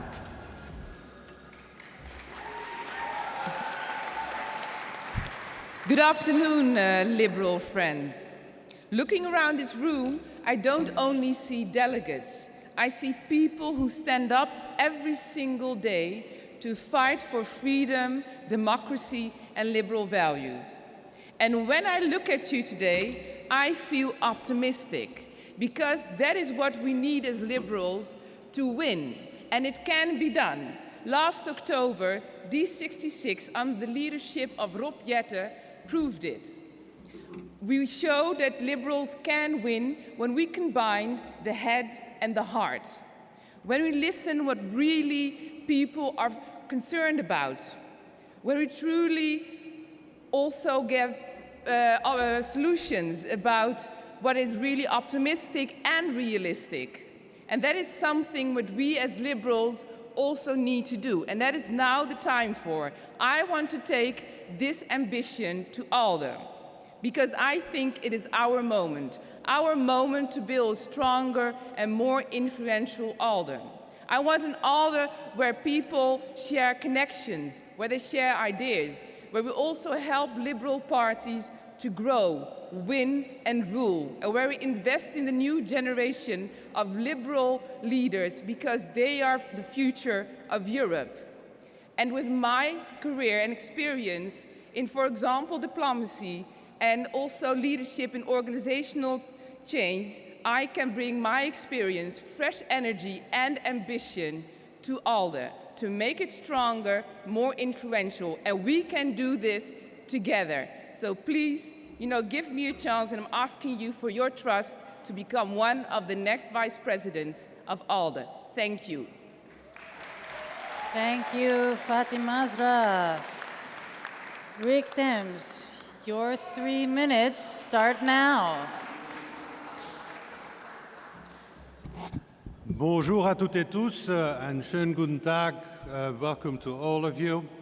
If there's something that I learned during my political journey, spanning over 35 years, be it as a mayor or a group's leader in parliament or a minister in government or even president of the Council of Europe, it is that new technologies fundamentally change the way we live. And the new kid on the block, artificial intelligence, is going to accelerate that at light speed. So here's my question to you. Where new technologies change for the better, should we accept that new technologies would change our fundamental values? Because they can. That, to me, is the question to be answered by ALDE Party. And you have to know there's already a war going on against our fundamental values, against democracy, rule of law, freedom. It is already fought out at the battlefield in Ukraine, Slava Ukraini. It is in the hearts and minds a battlefield throughout all of our European countries that they are attacked. And so that is why we are at a crossroads. We have a choice to make. Do we slide to a brave new world where there's no privacy, no freedom, where happiness is artificial and imposed? Or do we shape a liberal new world, embracing new technologies for the better, but fencing off where it is about our fundamental values, where democracy still means that we make our free choices and do not ask ChatGPT for who to vote, where rule of law means that we are treated fairly and equally and not profiled, where fundamental freedoms basically mean that we have the right to be different. I think that the next Bureau should shape this liberal new world and at all costs defend our fundamental values. And do not mistake yourselves. Let's not mistake us. These fundamental values are under siege, and all the other parties, all of them, they are sliding towards a brave new world. We should not and we will not. We as liberals will stand at the right side of history, defending democracy, defending rule of law, defending fundamental freedoms. And you know what, my dear liberal family? That is exactly why we, and we alone, should be proud to be liberals.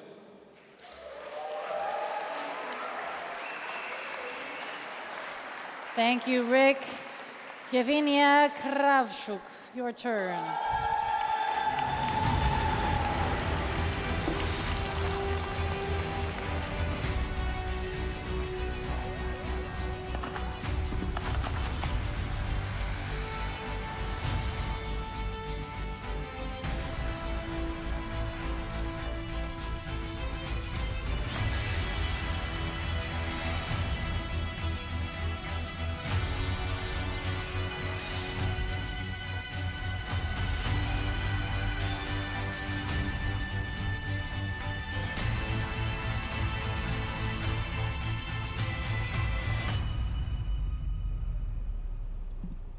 Dear friends, my name is Yevgenia Kravchuk, and I especially wanted to show this video.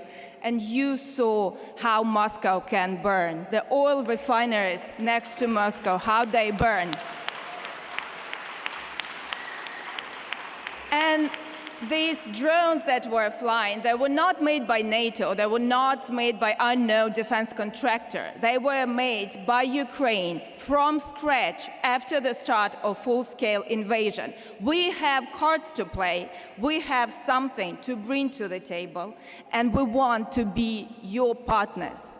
And today in Ukraine is another day of mourning. Russia killed 30 more civilians 2 days ago.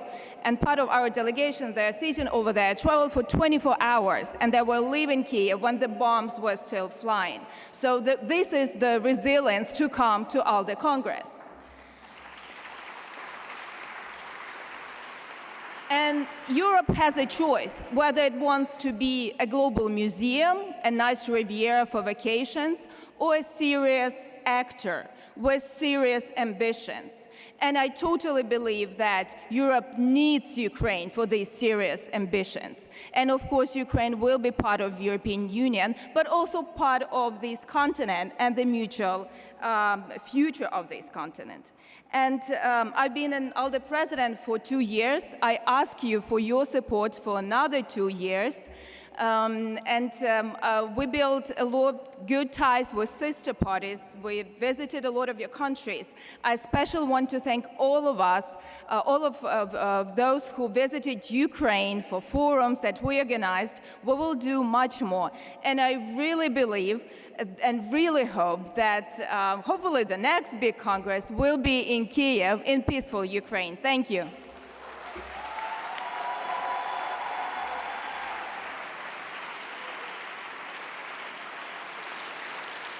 Thank you, Evgenia. Thank you very much.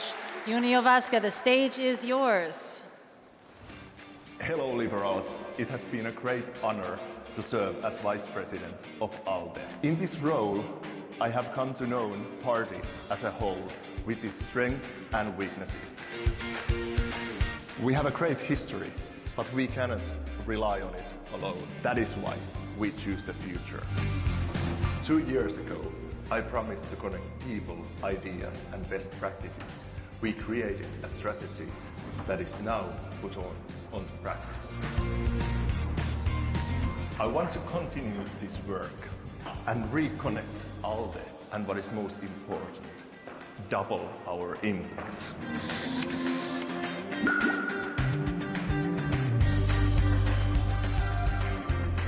Hello, dear liberal friends. Look around this room. Every conversation I have had here today has reminded me why I joined politics in the first place. Because democracy begins with people talking to each other. We all made the same choice to spend this beautiful weekend here together, not because we had to, but because we believe that our shared future is worth our time.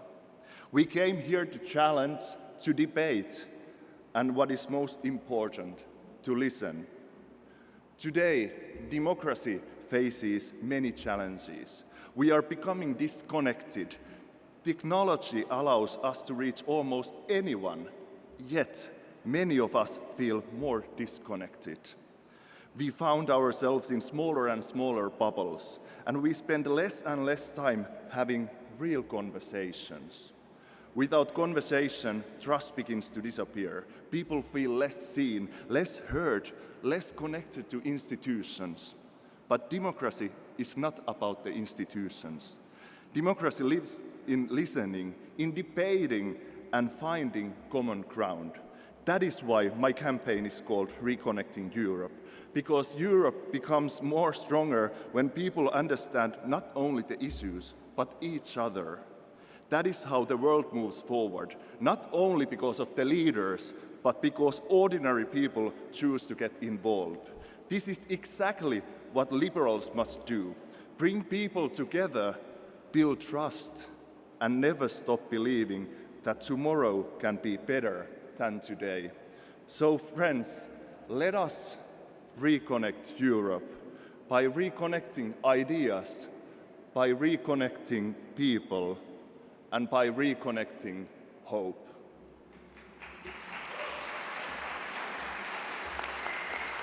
Thank you, Uni. Lucia Plavakova, your turn.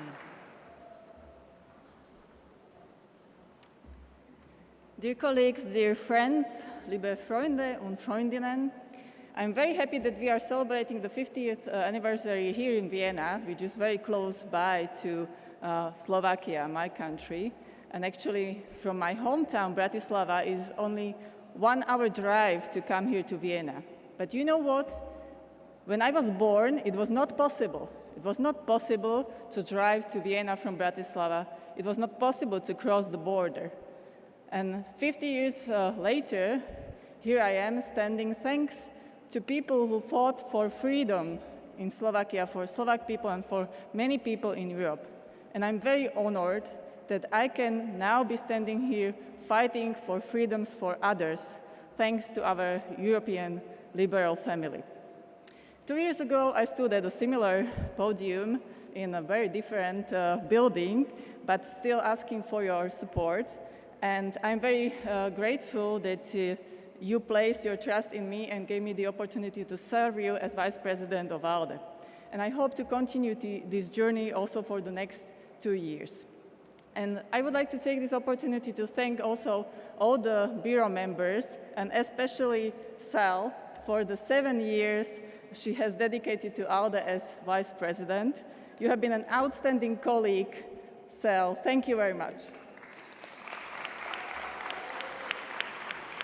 And as a human rights lawyer, I have dedicated my political life to defending equality, rule of law, free civil society, and fight against corruption. And these are also the values and priorities I have worked for as Vice President of ALDE. Yesterday, at the event organized by Alliance of Her and Rainbow Platform, I felt incredibly proud to be part of these inspiring networks. In fact, the Rainbow Platform played an important role at the beginning of my political career. It helped me realize that I was not alone in this fight, and that within our European family, we can support each other very strongly. Democracy in Europe is facing many challenges, as was already told here. And I believe it is our responsibility as liberals to confront these challenges with courage and a clear vision for a better future for everyone. And I see the role of ALDE Bureau in these 2 levels. First, to promote our liberal values and common policies so they reach voters in every country. And second, to help our member parties to achieve the best possible election results. At the end of the day, we know that representation matters and that we shall fight for it to make our parties grow stronger and win. So let us continue this work together. Thank you. Vielen Dank. Lucia. Julie Smith, you have 3 minutes. Good afternoon, fellow Liberals. It is a great pleasure to be here this afternoon as the Liberal Democrat defence spokesperson in the House of Lords, our upper house of Parliament, and as an academic, professor of European politics at Cambridge University. I am nominated today because you've already heard Sal Brinton has served 7 years. She cannot restand, so I am presenting myself to be a vice president. I hope I will be, in some ways, a continuity Sal, representing liberal parties from non-EU countries within the ALDE Bureau, but also speaking very much for myself as a Liberal Democrat who came to the politics of Europe at a very young age.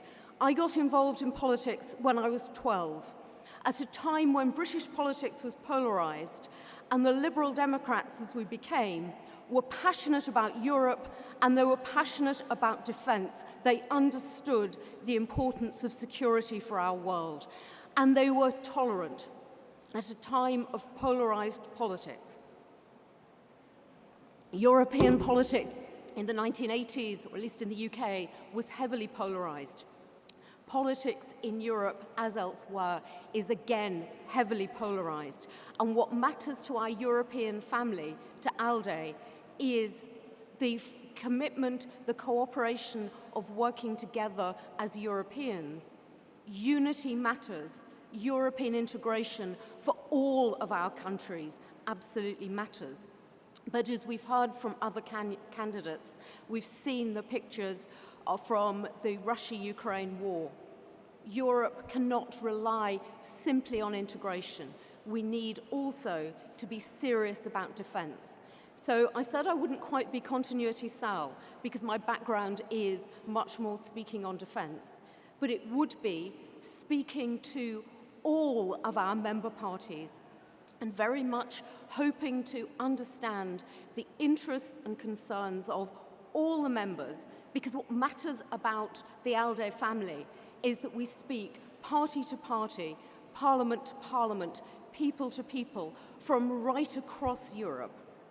Those conversations matter, not just at Congress and Council, but day in, day out. So I pledge, if elected to the Bureau, to be a strong voice, but also somebody who listens. I'm a professor, a parliamentarian, and a passionate European. Thank you very much. Thank you, Julie. Last but certainly not least, Georgie Vashadze.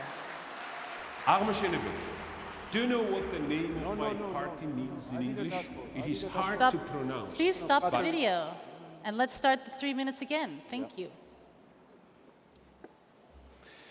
So, dear ALDE family members, delegates, friends, look at me. 1 year ago at the last Congress, I was not standing on the stage. I was locked up, unjustly imprisoned by an authoritarian regime, held in solitary confinement. It was not because I committed crime. It was just because I was fighting, and I'm fighting for liberal values in Georgia. My only voice back then was a recorded audio message through phone that I sent to ALDE Congress. And even today, as I stand before you free, they are threatening me with prisons once again. The regime wants to silence us. While there is physical war in Ukraine, and glory to our Ukrainian friends, Slava Ukraini, there is hidden war against Russian proxy government in Georgia. And we are fighting against that. But today I'm here free, standing face to face with you. Because Agmashenebeli, the name of my party, means builder. And builders do not break. We build, we fight, and we win. They told me I was too young when I started. I was 24, but we did not listen to the skeptics. We built the world's fastest public services, 15 minutes passports, company registrations, services delivered to citizens. We did not just talk about them. We delivered it concrete, tangible, and fast. This is the energy I want to bring to ALDE Bureau. Not bureaucratic hesitations, but a builder's mindset. The courage to take risks, the drive to get things done. Look around us. Populists are rising. Authoritarianism is testing our boundaries. Democracy is under siege. Right now, Europe must lead. We don't need more paper pushers. Europe needs builders. Europe needs builders. Europe needs builders, and that's my message today. We need dreamers who can create. We need creators who can defend. We need to show the world that liberalism is not a weak academic theory. It is a powerful, unstoppable force that changes human lives for the better. My candidacy is not just about me. I'm proudly nominated by all Georgian ALDE member parties. And by the way, it happened first time. My elections today will send a definitive, crushing message to authoritarians and Russian proxy forces. I will prove that Europe stands with, it will prove that Europe stands with those who fight for liberty. So vote for me. I need only one vote. Europe needs leaders. Europe needs builders. Let's build, defend, and transform together. Thank you, Georgie. Thank you very much. Thank you very much. Ladies and gentlemen, you now have the opportunity to ask questions of these 8 candidates. You can ask those questions directly to one or more of the candidates, and you can also ask all of the candidates the same question. Both options are open. I see one question is already ready to be asked. Hello, I'm David Haber from the Green Liberal Party of Switzerland. And as you know, we are not part of the EU. And for us, it is very important that ALDE remains a European party and does not solely focus on the EU. So I would like to know from the candidates from EU countries how they see that and how they think what the role is of non-EU parties inside of ALDE. Thank you. Okay, so only EU delegates, please answer this and try to keep it to one sentence. Thank you very much. Go ahead, we'll do alphabetical. Yeah. Yes, I think the role is exactly that we are all Europe. Many countries also aspire to also be in the EU. Some don't. That's okay. We are still all Europe. And in every bureau meeting I have been in, we have this actually on the table as well. So definitely it is Europe we are talking about. Thank you.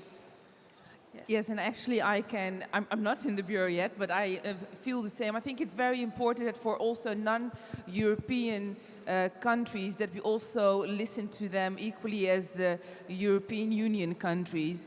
And also from the side of my own party and in the Netherlands and in the EP, we are really for the countries that want to come in to the EU, really pushing that, and we will be pushing that. And I think it's very important to keep it high on the agenda and be really connected with each other, especially now where we are in this time of age.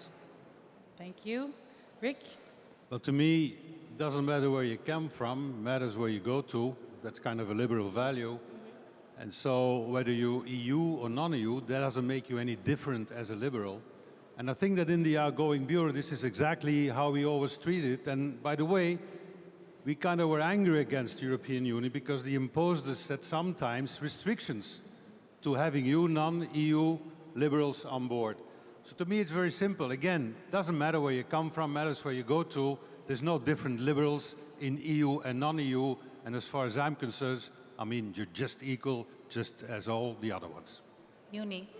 Yeah, and what ALDE can do is also giving political support and offering different political projects and ideas. I'm coming from Finland, and we have Norway and Iceland there, and we are doing so much together. They are not EU members.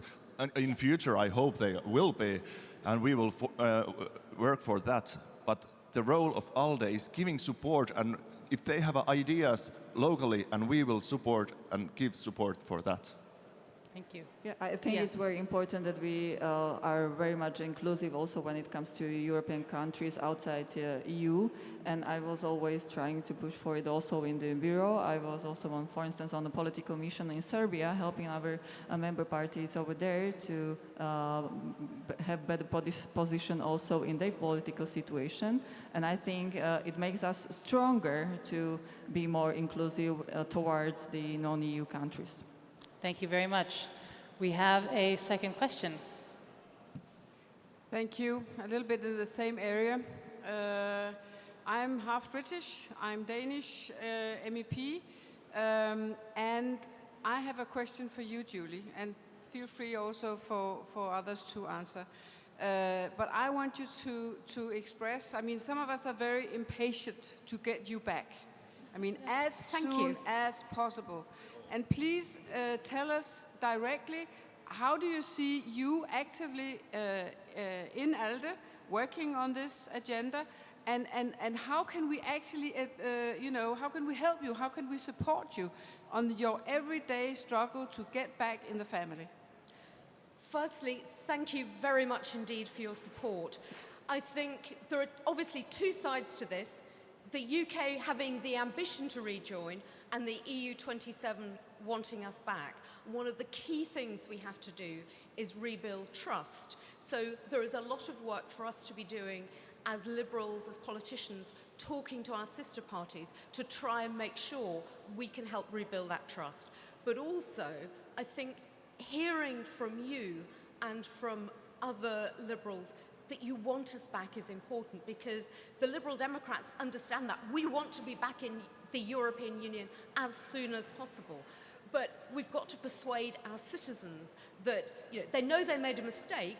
The majority of people say Brexit was a mistake. We now need to persuade them, if there's another referendum, yes, vote to go back in. So there's still persuasion to do, and we do that through talking, through building respect, trust, and understanding. Thank you, Julie. Please, we have a third question.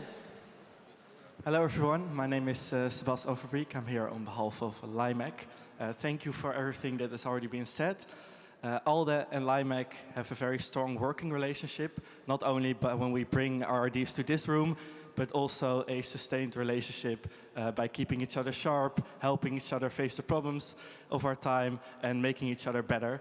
My question is, how in the next period would you strengthen that relationship with concrete ideas that you would have? Thank you very much. Yes, everyone can answer. Anyone can answer, but I will stop you eventually. So please, whoever has a good answer first. Go ahead, Uni. Okay, Yeah? just shortly. My background is from LIMEC, and I'm so proud that when we made these budget cuts, we make sure that LIMEC will get the money and all the support what is needed. And that's something we have to do in the future too, because no matter what happens, the future is there what you are doing. Sometimes you challenge us and we challenge you guys, but that's the way it goes, like debating and listening to each other and working together. And you work with the youth sector, and youth wing is a really important part of ALDE. Yes? So I think it's really important to work more connected with LIMEC, with the youth wing of ALDE, if I may put it like that, especially in the area where we are now. So if I'm elected as one of the new vice president, I think it's also necessary to do something like a future generation test with the policies that we do, that we are more connected, for example, with youth panels, because the way of thinking, if we look at us, and I still think we are young in age, young in spirit, but you do really see that the younger generation has also a way of thinking about challenges. I think we should be more inclusive also in that regard. We have an answer also from Georgi. So first of all, we had a great talk with LIMEC people, and I really appreciate that. So you are great young people together. So what I think that we need definitely ambitious goals together with our youth wing, together with LIMEC. As I mentioned in my speech, I was 24 when I started a lot of reforms, and game-changing reforms I have done, like in Georgia. So I think that we can propose something like that to European youth, and let's start something really large, youth movement, liberal movement together with you, and let's allocate funds for that. I don't know how it works exactly. We need to figure it out later on. But I do think that that's the only chance for Europe to survive. And I do think that we, liberal family, can bring a lot of young people in today's politics, which is so much needed in order to upgrade knowledge, in order to bring more, let's say, innovative approaches in politics, and in order to make liberalism popular again. So let's work together. Thank you. Thank you. I want to add, Go ahead. I'll be thank you. None of you candidates got less time to talk, so I'll grab that. Well, I was really honored that part of my portfolio in Europe was working together with LIMEC, and I was visiting a lot of your events. And my takeout is that we can't treat LIMEC or any of the youth wings of the parties, probably a lot of parties that you have, our party has the youth wing, as the future politicians or, our future. You are present, you're with us, you have to be at the table. And for me, it's absolutely necessary to feel that young people do believe in democracy as such now. They do not wait, to be a politician later or participate in elections later, but be involved now. Yes, if I may, I think also actually ALDE is really dependent on LIMEC and the people who are in LIMEC, because if we want to be inspiring, we need inspiring people. When do people find their spark? It's actually when they grow up, their values are in place, when they grow up in their youth, and that's when they bloom. So I think also yesterday's event with the Rainbow Platform, with lots of young people there, also we had a group with Alliance of Her. You are the ones who are keeping the most burning themes so that we keep working on them. The climate issues, the human rights issues, the mental health issues. I think these are all where we do also need you a lot. So I think this is what it's about as well. Thank you, Yoko. Thanks. I think we have a lot of support for the young liberals. We have 2 more questions, and if we want any more time for them, we should... Okay. Rick, go for it. Give me 2 sentences. Okay, I'll go fast. The matter of the fact is simply that we need you. Us here, we are still the internet generation. You are the AI generation. So if we want to build a new platform, we need you. And I can tell you, when we need you, you'll be there. Don't worry. Each of you get 1 sentence, okay? And then we got to keep going. Yes, as you are the future of liberal Europe, I think we have to listen to you and listen to what you need. And I was very happy that you had your council in Bratislava and that I could be part of it. People have talked about money. I think one of the disincentives or the difficulties about getting involved in politics, particularly European politics, is being able to travel. So if we could find ways of ensuring that money isn't a disbar for people from certain backgrounds to joining LIMEC and getting really involved, we should be doing everything we can to support you. Thank you very much. Thank you all for your patience with me. Go ahead. Thank you, Malin Forsbrand from the Center Party of Sweden. I will ask you about Alliance of Her. How do you want to develop it and also concrete support it further on? We now have a lot of little sisters growing in our member parties, and we are very dependent on Alliance of Her and ALDE support for that. So please share. If I may, as a sort of face of it, but I think Alliance of Her has transformed a lot during the 10 years, and I see that it is also because we have so good contact with the women. They are actually telling us, showing us what are the skills we want to build together, because it's not only trainers giving, it is an exchange. And as myself, as a trainer, every session that I prepare for, be it the leadership skills that we have recently taken up, because these times really we need the leadership skills. And this is one of the fields where I want to put in the next term to work on this. Really great project. Here is Nana, who is from our side, from Georgia, from my party side, was in Alliance Her, and she was promoted in our party because of you. You give her really great knowledge, really great experience, so you will have full support from my side. I love that project, and I think that we need to do more together in order to give women more leadership. We have a final question. If you don't mind, final question. Yes, thank you. My name is Abir Al-Sahlani from Center Partiet. I don't want to make anyone uncomfortable, but when you say you want to fight the far right, it's not about you that they are shouting, send them back. Maybe you there from D66. It's always about us, being people of color, being Muslims, and so on and so forth. And ALDE is not really known for its anti-racist fight. Really, in our communication, all the pictures we saw and everything and all policies, we don't have that actually integrated.